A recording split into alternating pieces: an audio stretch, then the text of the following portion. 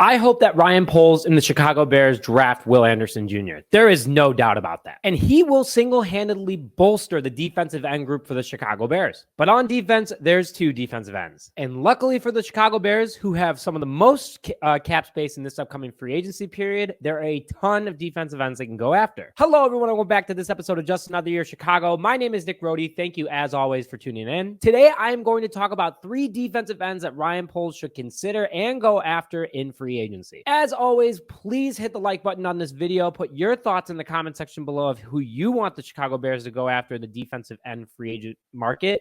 And if you don't mind, I would really appreciate it if you hit the subscribe button. To kick things off, I'm going to talk about Dre'Mont Jones. Dre'Mont Jones is a 6'3", 281-pound defensive end who last year played for the Denver Broncos. He is a four-year pro that was drafted in 2019 out of Ohio State in the third round. He is only 26 years old and is entering the prime of his career. In 2022, he had 47 total tackles, 24 being solo, and 23 assists. He had 6.5 sacks with 9 tackles for loss and 10 quarterback hits, along with one forced fumble. Those stats themselves speak that he can definitely get after the quarterback. Playing on that great Denver defensive line, which you don't say many great things about Denver this past season, he was a bright spot. When he plays, he's a game wrecker. He is young and only 26 years old, which means the Bears are going to get him in the prime of his career. He is fast off the edge and allows himself to create pressure on any quarterback or running back. Along with being a strong tackler, he is a big dual threat. Bears can get him for cheap as a good rotation or a starter alongside Will Anderson Jr. if they go out and get him.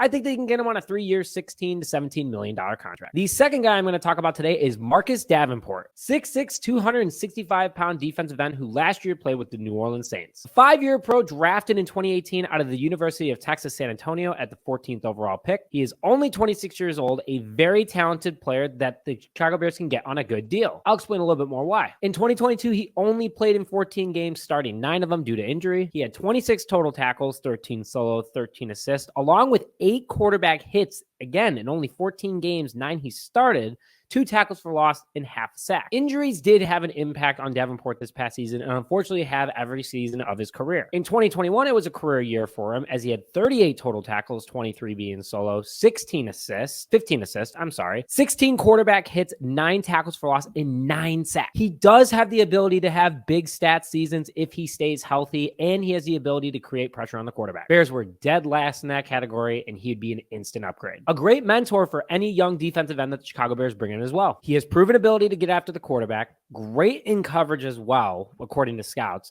And once he wraps up a runner, he's one of the best tacklers in the game. His injury history does make him cheaper, but he is proven to show that he is effective when he is on the field.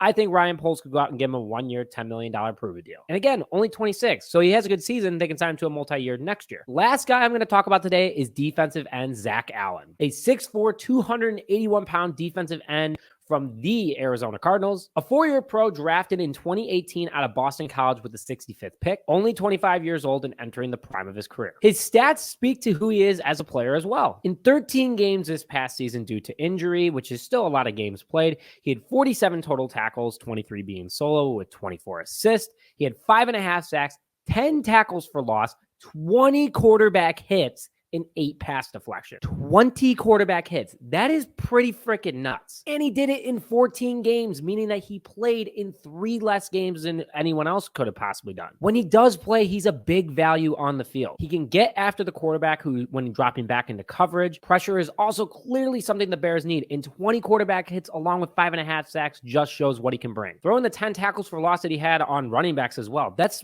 crazy. He's a beast off the edge as he is very quick and has very fast feet with very strong hands. He's going to be on the cheaper side of things since he's not as big of a name, but we could use him across from Will Anderson Jr. as he is a very effective player. A young, fast guy with a ton left in the tank, and last season played with J.J. Watt, legendary and future Hall of Fame defensive end.